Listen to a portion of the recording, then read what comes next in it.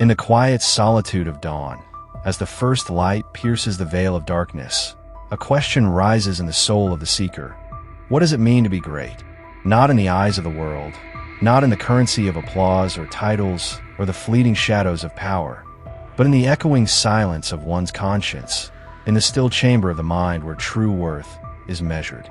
To be great is not to conquer nations or amass fortunes, but to conquer oneself, to live with such clarity, resilience, and inner harmony that no storm can shake your spirit.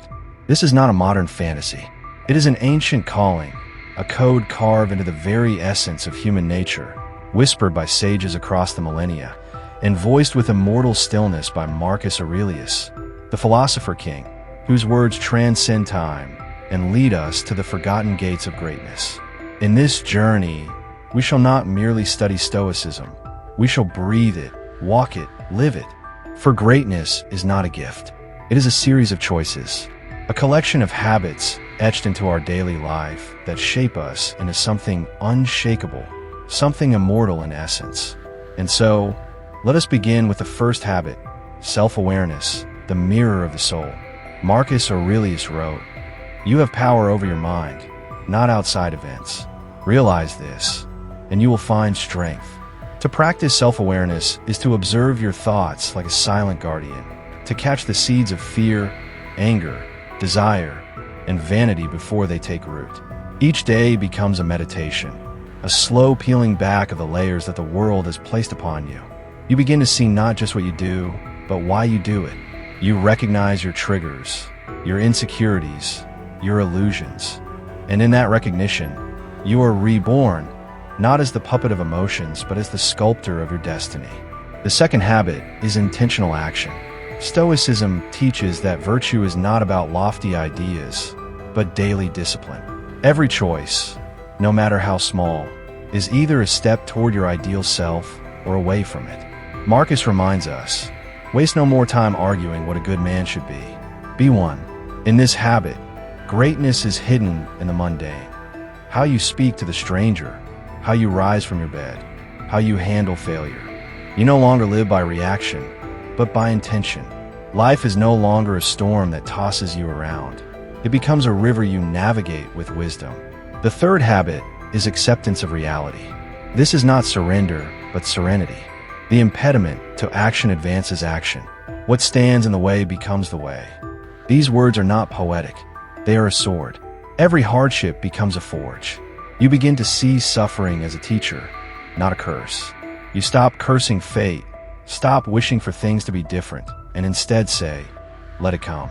I will meet it with open eyes. This radical acceptance transforms obstacles into sacred opportunities, and pain into a portal to power. The fourth habit is emotional control. To be stoic is not to be emotionless, but to be the master of your emotional kingdom. Marcus Aurelius, amidst war and loss, wrote of the importance of inner tranquility. He taught that anger, envy, and despair are diseases of the mind, contagions we must treat with vigilance. Through journaling, mindfulness, and constant reflection, we build a mind like a temple, calm, clean, unshaken. You learn to feel without being consumed, to acknowledge your pain without becoming your pain. The fifth habit is gratitude for the present moment. In a world obsessed with more, Stoicism returns us to the now. Do not act as if you're going to live 10,000 years. Death hangs over you. While you live, while it is in your power, be good. These words are thunder. Every morning becomes sacred. Every breath is a gift. You begin to see beauty not in possessions, but in presence. The warmth of sunlight, the silence of a room, the kindness in a word. Greatness lies not in chasing life, but in embracing it. The sixth habit is detachment from outcome. You act not for applause, but for virtue. You do good not for reward, but because it is good. Marcus teaches us to focus only on what is within our control, our effort, our attitude, our character. Everything else is wind. This habit frees you from anxiety, from the tyranny of results. You become peaceful not because life is easy, but because your worth is no longer tied to how things unfold. The seventh habit is daily reflection. Before sleep, ask yourself, What did I do well? Where did I falter? How can I improve? This is not guilt, but growth. Marcus Aurelius wrote his meditations not to impress others, but to correct himself. We must do the same. Each evening becomes a moment of quiet honesty, a chance to align ourselves again with the path. With time, these reflections form the bedrock of a new identity, one built not on pretense, but on truth. The eighth habit is service to others. Stoicism is not solitary. It is communal. Marcus wrote, "What is not good for the beehive cannot be good for the bee." True greatness uplifts others. You begin to live not just for yourself, but as a torchbearer for others. Kindness becomes your armor. Compassion becomes your compass. And in helping others bear their burden, your own becomes lighter. The ninth habit is endurance in adversity. Life will break you. Stoicism prepares you to rise. Marcus faced betrayal, illness, loss, yet he never let bitterness consume him. He believed that adversity reveals character. So when hardship strikes, you no longer ask, "Why me?" but instead say, "Now I will become stronger." This is the fire that forges greatness, the willingness to suffer without complaint, to persist without despair. The 10th and final habit is living with purpose. A Stoic does not drift. They live with a deep sense of why. Marcus saw each day as a chance to fulfill his role in the universe. You must ask, what am I here for? What legacy will I leave? Greatness is not in grand gestures, but in daily alignment with purpose. You rise each morning with resolve. You walk each step with integrity. You sleep each night with peace, knowing you live deliberately. And so, these 10 habits are not just teachings, they are transformations. They take you from a passive spectator of life to an active participant in your own becoming. They do not promise comfort, but they offer greatness, not as the world defines it, but as eternity remembers it. In the end, the Stoic path is not about escape, but engagement. It is about facing life fully, awake, aware, and unafraid. As you walk this path, guided by the wisdom of Marcus Aurelius, you will begin to notice something profound.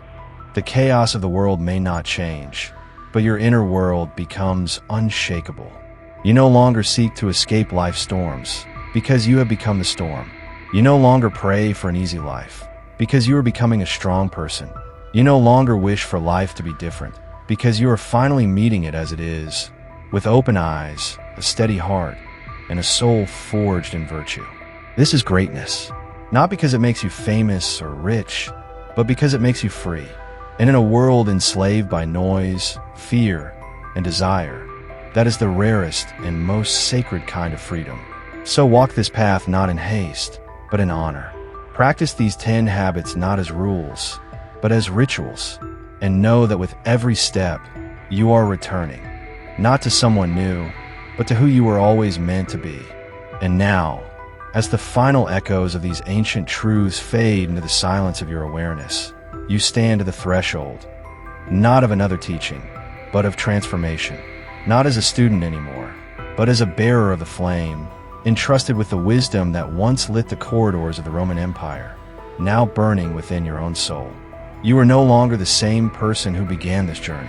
Something in you has shifted, subtly, but eternally, like the stillness after a storm, like the clarity that follows long confusion. These 10 habits are no longer mere principles floating in the air. They are now etched into the rhythm of your breath, into the weight of your gaze, into the courage of your choices. You have come to understand what Marcus Aurelius whispered to himself through battles and betrayals. That greatness is not found in thrones or temples, not in riches or recognition, but in the invisible victories of the mind. In choosing restraint when anger rises, in choosing effort when comfort seduces, in choosing virtue when no one is watching. In that quiet moment of decision, you meet yourself, and through that meeting, you are reborn. This is not motivation. This is revelation. This is not a call to rise above the world, but to descend fully into it, armed with clarity, stripped of illusion, and wrapped in the quiet armor of self-mastery. You will still face sorrow. You will still be broken. But now, you know that being broken is not the end. It is the beginning of rebuilding yourself stronger, wiser, cleaner. Every setback is now seen, as a sharpening. Every failure, a forging. You will no longer look outward for your strength. You will look inward, to the sacred space that no one can reach, where your soul remains untouched by the winds of fortune. You will speak less, but with more depth. You will chase less, but move with more direction. The chaos of the world will scream louder, but it will no longer reach your core, because now you are grounded in the eternal, guided not by mood, but by mission. You have become, in the quietest way possible, a warrior of the mind. And there is nothing louder than a silent man who knows who he is. So remember this: greatness is not loud. It does not announce itself. It does not arrive with thunder or trumpet. It walks in slowly, gently, with bare feet and steady breath. It is found in the moment you pause before reacting, in the second you choose discipline over impulse, in the day you rise when your soul is weary and still decide to live with dignity. You are not chasing perfection. You are embracing your power. You are not asking the world to change. You are becoming the change. Marcus Aurelius once sat under stars, looking at the same sky that covers you now, and wrote not for glory, but for guidance. And now, 2,000 years later, his words have found you, not by accident, but by destiny, because you were always meant to awaken, to remember what you've always known, that you are more than your past, more than your pain, more than the distractions and doubts that try to drown you. You are the calm within the storm, the flame that endures, the soul that cannot be shaken. So rise now, not with noise, but with knowing, not with frenzy, but with focus. Carry these 10 habits like sacred armor. Let them shape the way you speak, the way you walk, the way you breathe. Let them carve into your life a greatness that does not fade when the lights go out. You have walked through the teachings. Now let the teachings walk through you. Let your life be the message. Let your presence become the proof. And when the world tries to pull you back into confusion, chaos, and fear, remember the words of the philosopher king who knew suffering, knew power, knew solitude. If it is not right, do not do it. If it is not true, do not say it. And when your journey feels lonely, when the weight grows heavy, when the nights grow long, look inward again, for you are never truly alone. The fire of the Stoics burns within you now, quiet but eternal, small but indestructible. And from this day forward, you do not walk in the shadows of others. You walk in the light of your own becoming. This is your beginning. This is your return. This is the greatness that can never be taken from you. And it has already begun.